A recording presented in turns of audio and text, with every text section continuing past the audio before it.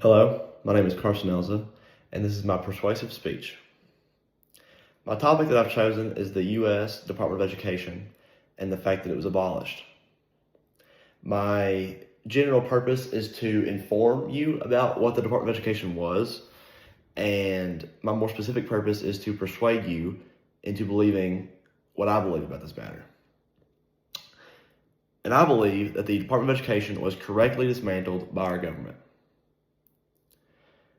The Department of Education employed 4,200 people and cost $2.8 billion a year in salaries and operating costs.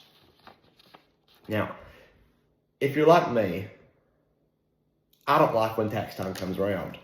I don't think anyone does, especially whenever you feel like you're spending money on something that isn't necessarily vital or something that you don't believe the government should be spending your tax dollars on.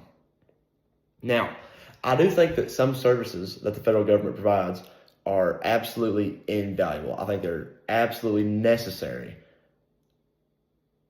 But the U.S. Department of Education was not one of those. I think it was a complete waste of money.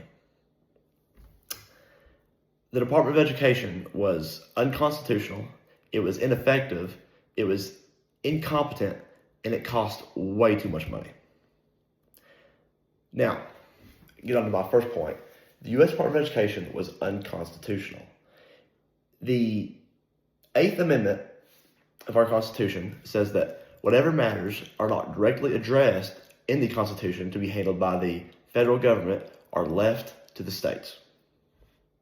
Now, education falls under that completely. There is no rationale, there is no justification or interpreting that you can do to say that the federal government has a constitutional right in education, because it just doesn't. The Eighth Amendment says it, and it is just entirely unconstitutional. And you can even look back at the framers of our Constitution, and they believed in something called the principle of subsidiarity, which is the belief that the local government should do for the individual what he cannot do for himself. The state government should do for the individual what the local government cannot do. And the federal government should do for the individual what the state cannot do. And the Department of Education also infringes upon that philosophy because the state governments can handle that. Now, even if the Department of Education helped, which I'll get into why it doesn't here in a minute, I'm still against its existence because it was completely unconstitutional to begin with. But now I'm going to get into why it wasn't even helpful. It was completely ineffective. The U.S. Department of Education pushes this standardized testing to measure the education in our country. And I understand that standardized testing isn't maybe necessarily the most accurate way to measure, but it's what the Department of Education wanted to use. And by their own metric, the U.S. Department of Education was failing. Standardized test scores were stagnant. They were not being improved. They were not being helped. It was not working. And now I'll transition to my other 2 points, which are it was too costly for our government and it was incompetent. Like I said earlier, it cost $2.8 billion a year.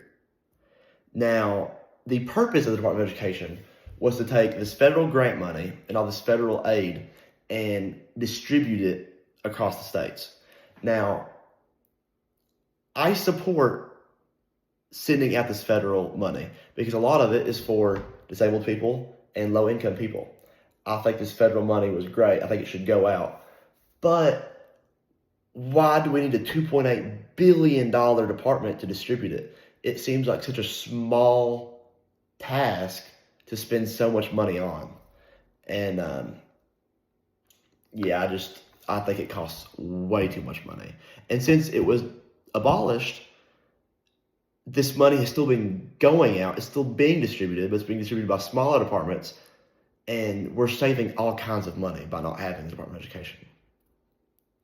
And that sort of follows into my next point. My final point is that it was incompetent. And I think you can sort of infer why I believe that, because I think that with 4,200 people being employed, I think that you should be able to handle the job of distributing federal grant money to the states. And yeah, that'll lead me to my conclusion. My conclusion is that, even if the department was constitutional, and even if it did help, I just think that it is a very, very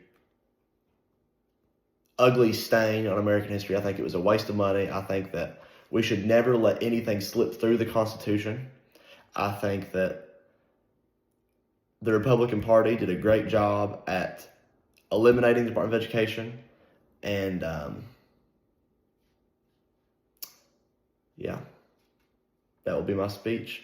Thank you for listening. And my sources are in the bottom part of my Persuasive Speech outline template, if you want my sources.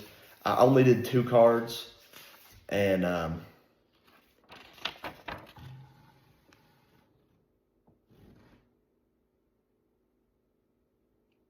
there's my first one. And then